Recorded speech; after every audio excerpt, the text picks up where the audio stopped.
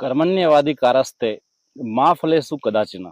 यह वचन लगभग सभी लोगों ने सुना है और हर कोई हमारे देश में इसको दोहराता रहता है, पर मतलब किसी को समझ में आता नहीं है और काम इसके ऊपर कोई करना जानता भी नहीं है। सुन लिया और दोहराते रहते हैं। लोगों से पूछो तो उनका कहना है कि ऐसा संभव ही नहीं है कि हम कर्म करें और फल की इच्छा न रखें।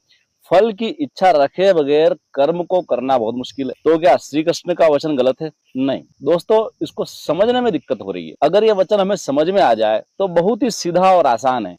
इसको एक उदाहरण से हम समझते हैं। जैसे लोग खेती करते हैं, जब फसल बोते हैं उस समय से लगाकर जब फसल घर में आती है पक कर, तब तक उनके दिमाग में हिसाब किताब चलता है।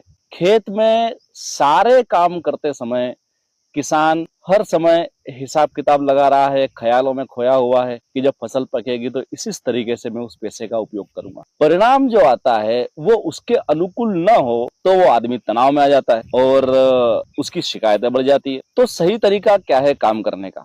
दोस्तों, मेरा एक परम मित्र है रमेश राठौर, वह भी खेती करता है। खेती करने के दौरान पूरे 4 महीने वह सभी काम करता है। निंदाई, गुड़ाई, दवाई का छिड़काव और सिंचाई, हर काम को करते समय उसके मन में ऐसा कोई विचार नहीं होता। वह हर समय आनंदित रहता है, खुश रहता है और आनंदित होकर ही काम करता है। फिर परिणाम जो भी आए वह उससे राजी रहता है। इस तरह से जो परिणाम आता है उस वक्त भी उसके मन में ऐसी कोई परमात्मा को लेकर शिकायत नहीं होती है। जो भी होता है उससे वो प्रसन्न है, आनंदित है।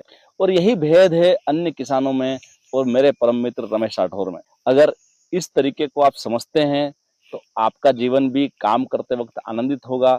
आप 4 महीने काम करते समय भी तनाव में रहते हैं और जब परिणाम आता है तब भी आप तनाव में रहते हैं। तो कुल मिला के आप हर समय तनाव में ही रहते हैं और आप इस वाक्य को दोहराते रहते हैं, कर्मण्यवादी कारस्ते माँ फलेषु कदाचन।